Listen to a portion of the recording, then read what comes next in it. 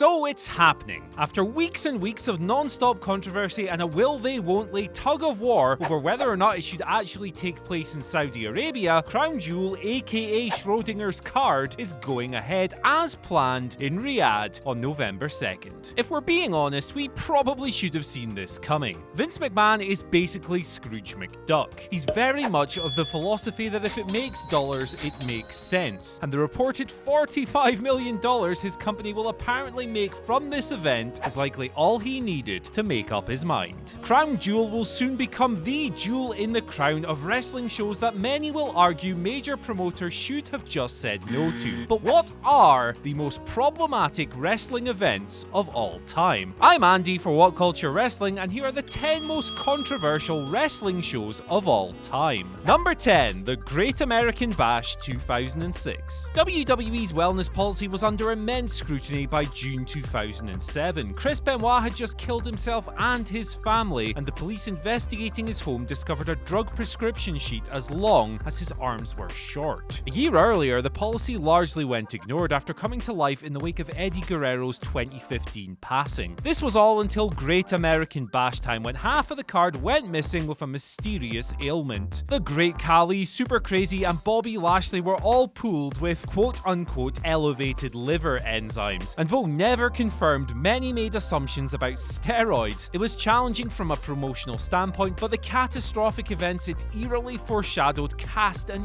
even greater shadow. Number 9, ECW Barely Legal 97. New Jack's surgical assault on Eric Mass Transit Kulas in November 96 very nearly cut off ECW's cable ties. As Paul Heyman prepared to take his rowdy promotion into the rule-abiding world of pay-per-view, several companies lost their proverbial lunches after being alerted to the mass transit butchering. Request TV cancelled ECW's proposed first show. Another group, Premier, were likewise apprehensive about airing such a bloodbath and only came around after receiving bags full of mail from imploring fans. Request eventually reversed their stance, but only after Heyman had agreed to make several concessions, watering down the product to their satisfaction. Number 8, WCW Hog Wild. The extent of Eric Bischoff's big bad ego manifested itself with 1996's Hog Wild, a show whose entire existence came from Eazy-E's motorbike fetish. There was nothing wrong with that in and of itself. After all, the only harm caused was to WCW's bottom line, as they pointlessly paid talent to perform in front of zero paying customers. The issue wasn't so much Bischoff's idiotic business sense, but his tunnel vision. He correctly predicted that a crowd of 5,000 Hells Angels would make for a totally unique atmosphere. What he failed to foresee was the precise flavor of that atmosphere. Vociferous abuse directed at the African-American tag team Harlem Heat, as well as Confederate flags in the background. It was something of a disgrace to the company, and one they repeated for many more years. Number 7, TNA Victory Road 2011. If you remember this stupid event, it's likely for one reason alone: Jeff Hardy and his sozzled surrender of his TNA World title in the main event. It was a dark new low for Jeff, but reflected the individual errors of several backstage staff who all knew better. The phrase "no condition to perform" used to be a half-assed excuse for a wrestler too strung out on intoxicants to be anywhere near a ring. Hardy's literal state didn't stop staff from sending him out there to make a royal tit of himself. He stumbled repeatedly to the ring, seemed to forget that he was teasing throwing his t-shirt to the crowd while he was doing it, and looked nonplussed by the panic instructions dissed out by an interfering Eric Bischoff as he rushed to the ring to smarten up opponent Sting about the unenviable task ahead. Infuriated by a broken trust with both Hardy and TNA that this mess was even occurring, Sting loudly and proudly agreed with the audience's disdain as the show raced off the air in complete and utter shame. Number 6, Survivor Series 87. WWE was undoubtedly the #1 wrestling business back in 1987, not just in the USA, but on the entire planet. WrestleMania 3 drew a colossal 400,000 buys, with countless viewers buying cable boxes just so they could catch Hulk Hogan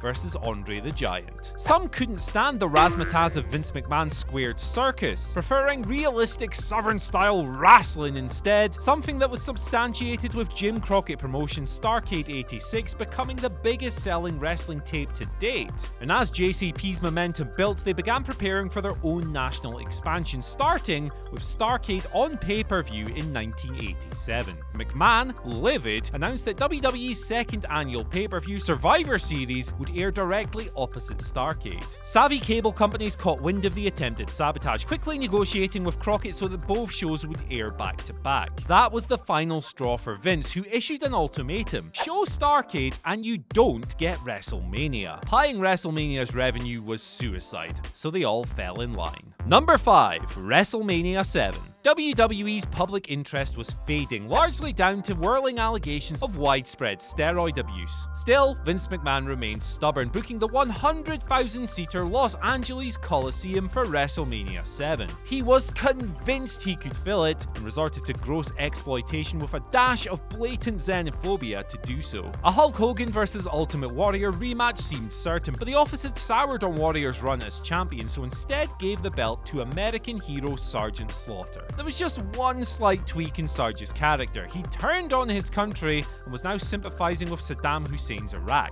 What a scamp. Logically then, a certain real American would sweep into LA and give Slaughter his dishonorable discharge. The plan was all well and good, except for the fact that it was designed to shamefully capitalize on the ongoing Gulf War. The media quickly saw the program for the crass publicity stunt it was, largely deriding WWE for trying to cash in on actual soldiers fighting and dying in the desert. Supposed security concerns forced WWE to move the show into the nearby and much smaller Los Angeles Memorial Sports Arena. That only 20% of the 100,000 tickets had actually sold by then was purely a coincidence, I'm sure. Number 4. WCW and New Japan Pro Wrestling collision in Korea. It's a bit rich of WWE to try and take the moral high ground over their long-defunct rivals in refusing to upload WCW's Collision in Korea to the network.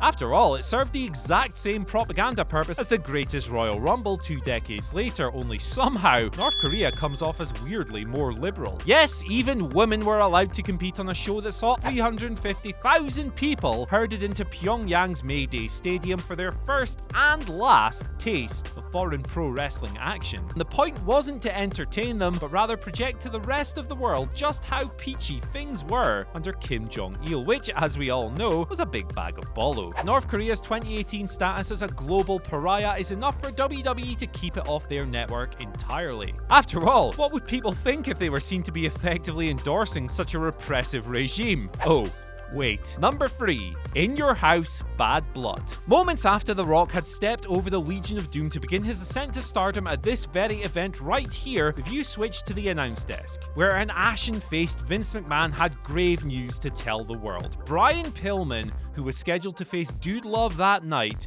had been found dead in his hotel room hours before the show. McMahon's bombshell was dropped with the air of an apology, almost as if Pillman's sudden passing was an affront to paying customers hoping to see him in action later on. After offering brief condolences, the commentator got to the heart of the matter, noting with an air of flippancy that the company had, and I quote, scrambled to come up with an attraction that I believe you're going to appreciate. Then, in a risible display of misjudgment that almost beggars belief, out came Mexican Minis Mosaic and Tarantula for a comedy match. News of Pillman's death came too late in the day for WWE to realistically call off the show, but they could have picked a more sensitive replacement, such as, you know, nothing at all. Number 2.